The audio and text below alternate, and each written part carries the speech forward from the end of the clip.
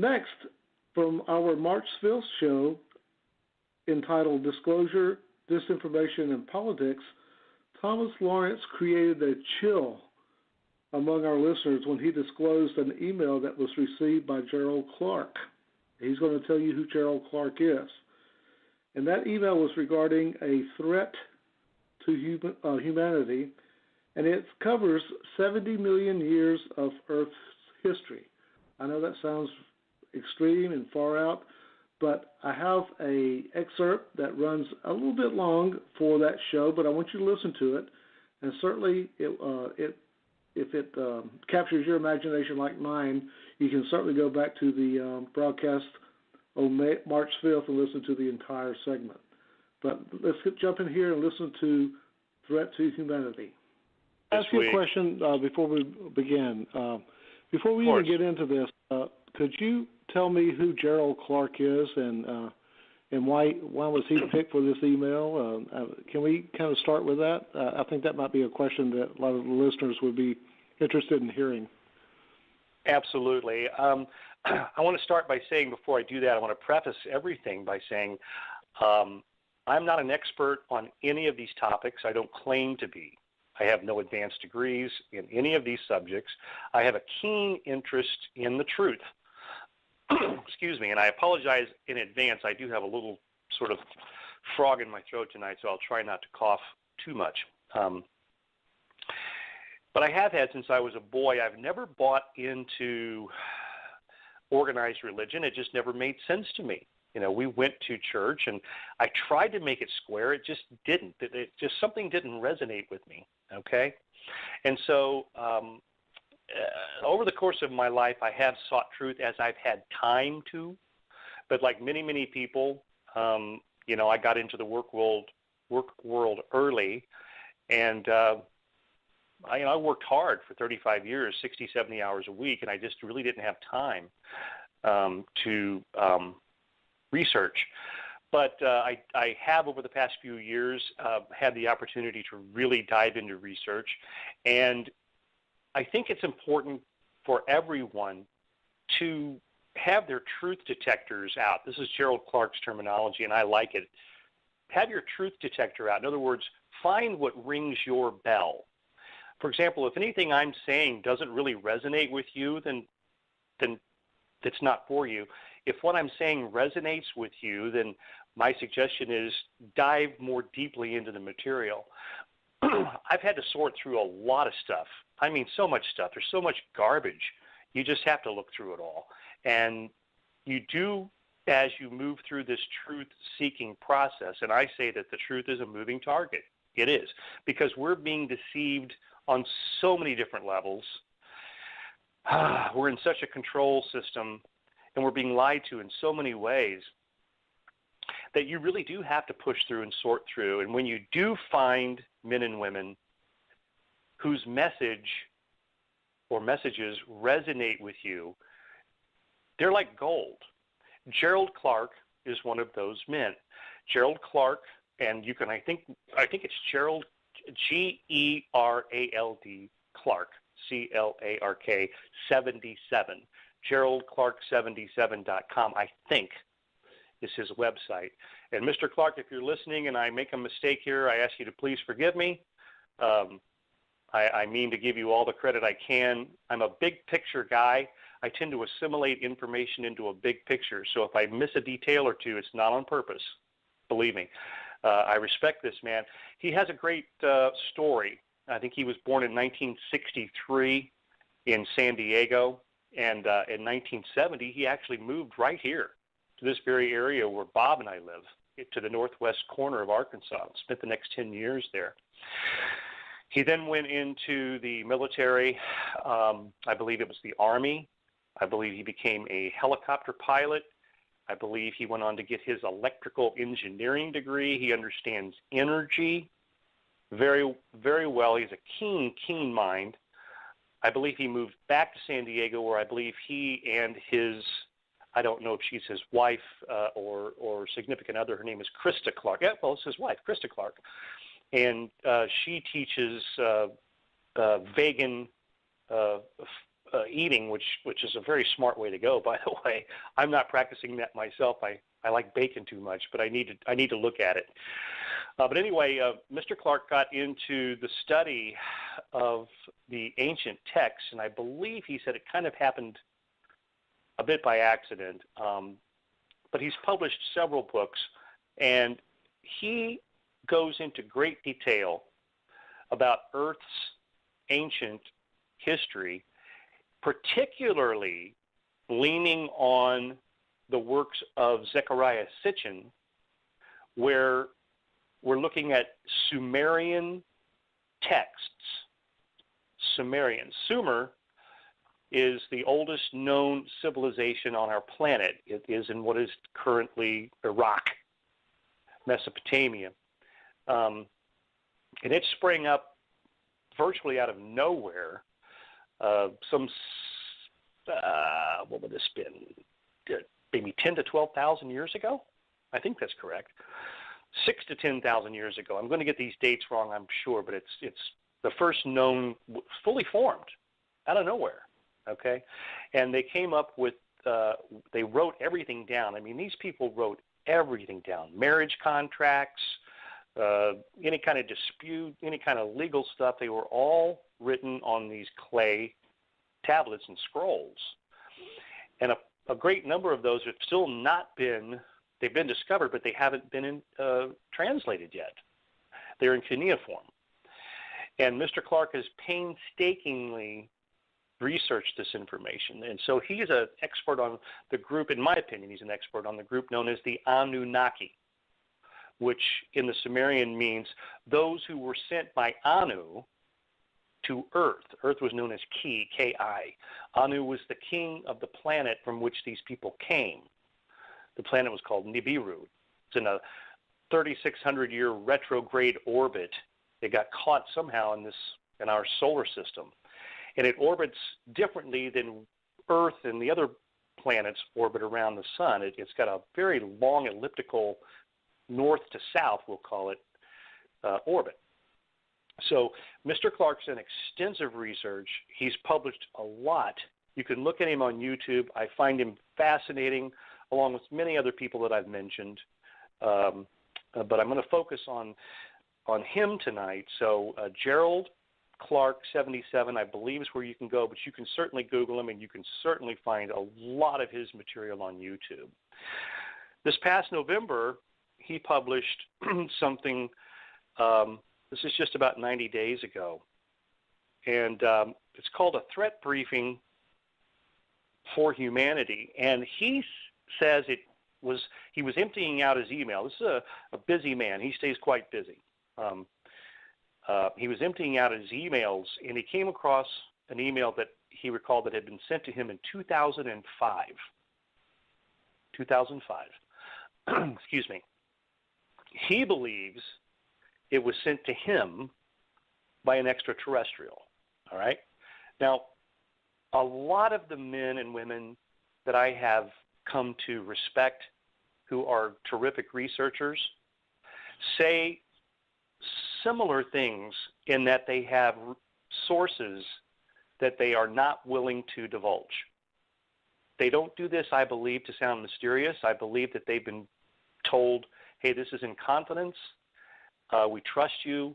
We want to get this word out. Some of these guys don't purport to be human. Okay? So we're all going to have to kind of strap ourselves in because this is quite a document.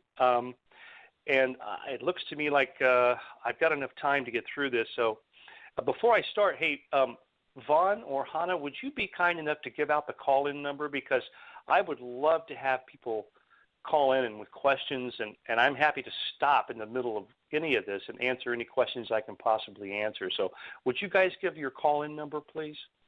We certainly will. And we get a lot of email of people commenting on the show, and they kind of regret not participating by, asking questions or making comments. So this is your chance. You can come on and you can be famous, give your name and give your comments or ask your questions, or you can be totally anonymous.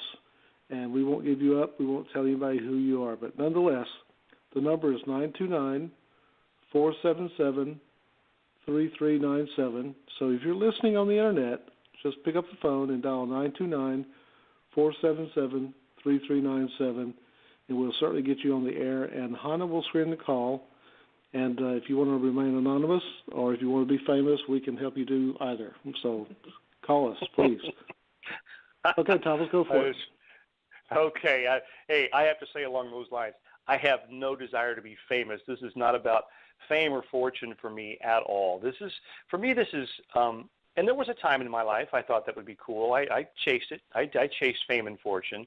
I thought it would be cool. I don't anymore, and I came to that conclusion quite a long time back. I think you get signed on to something where you lose control of yourself, and I saw that. I've been an entertainer most of my life, and I had some opportunities, but it looked to me like I was signing something, or I would have been signing something that I think would have been dangerous for me. So yeah, this is not for me at all about fame. I'm not selling anything. I don't want to be famous. I'm looking to share information, period. I reserve the right to be wrong. I could be wrong. This threat document I'm going to read, I'm not claiming its veracity or its authenticity in any way. I'm simply repeating what has been published by a man I respect, and I think it's excellent information. If this is fiction, this is the greatest fiction writer, since Arthur C. Clarke. I mean, this is terrific stuff. But a lot of it resonates and rings true, especially the recent history part. So I'm going to just read. I'm going to try not to go too fast. And if I think I'm probably running into a time constraint, I'll skip forward. But this is what the document said that was emailed to Gerald Clark back in 2005. Introduction. Oh, and I'll also say this. If I have my own thoughts on something, I will stop and say as an aside. And then when I'm going back in, I'll simply say to resume. Introduction. The purpose of this document is to provide humanity with information about hidden threats that exist to the free will and self-determination of mankind. This information describes threats from extraterrestrial societies, international organizations, and domestic shadow government activities. The implications of successful fruition of these threats are also presented, along with information that must be considered when planning a strategy for resisting these threats and ultimate objectives.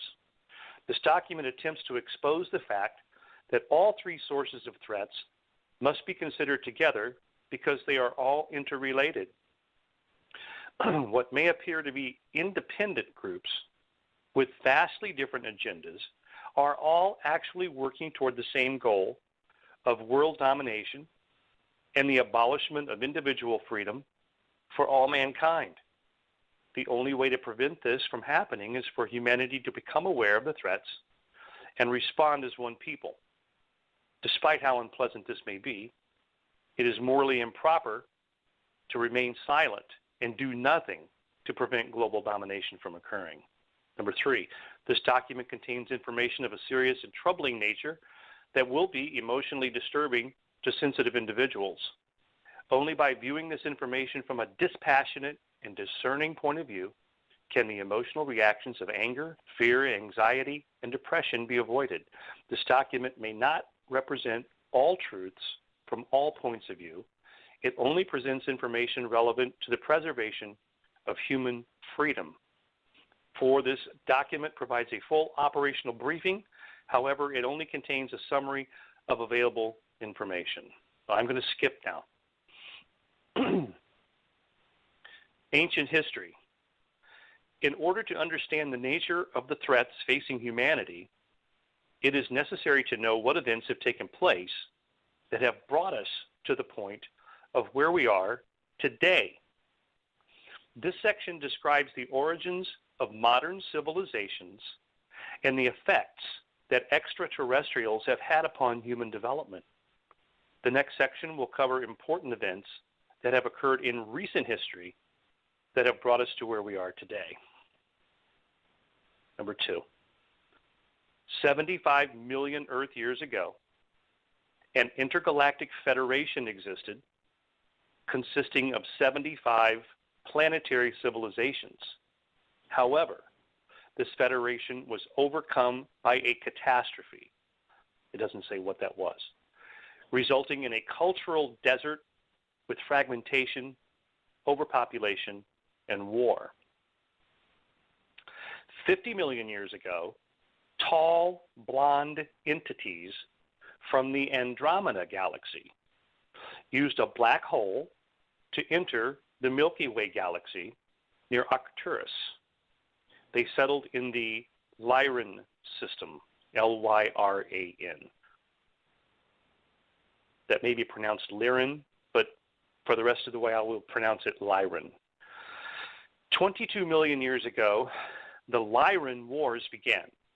Portions of the Lyran population settled in the Orion, Taurus, and Era constellations. Number 3, on Earth, early human development evolved slowly for the first 150 million years.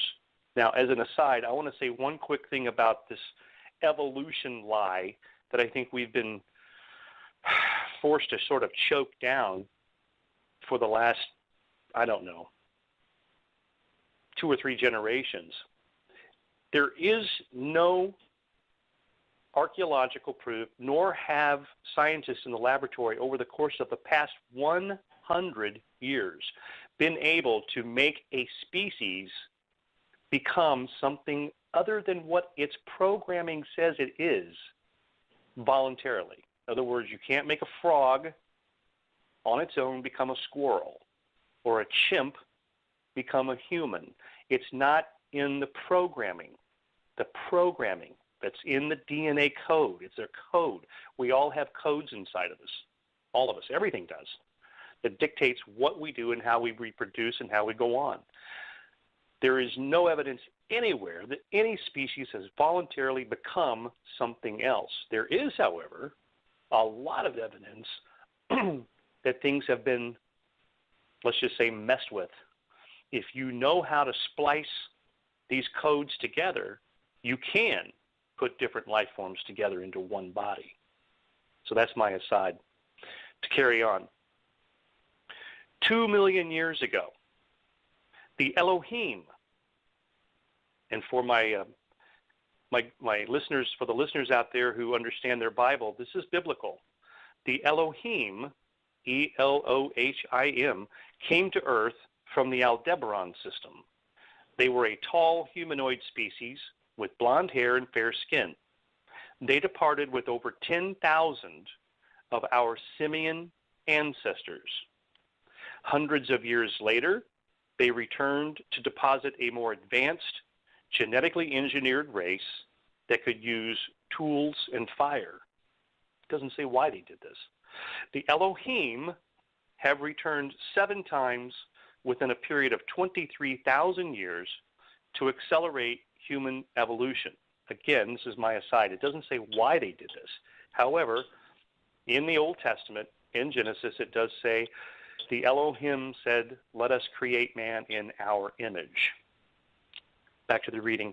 450,000 years ago, the Anunnaki. Carrabba's, Italian worth talking about. Sorry for that little tag on the end there, but the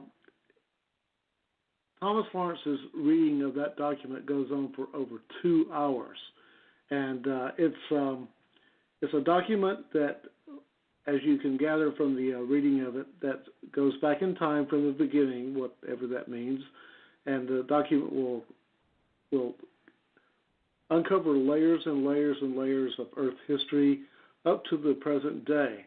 Now, I wanted to give you that as a teaser, as a tag, so that you can go back and listen to that March 5th show entitled Disclosure, Disinformation, and Politics, and listen to the rest of that reading of that document.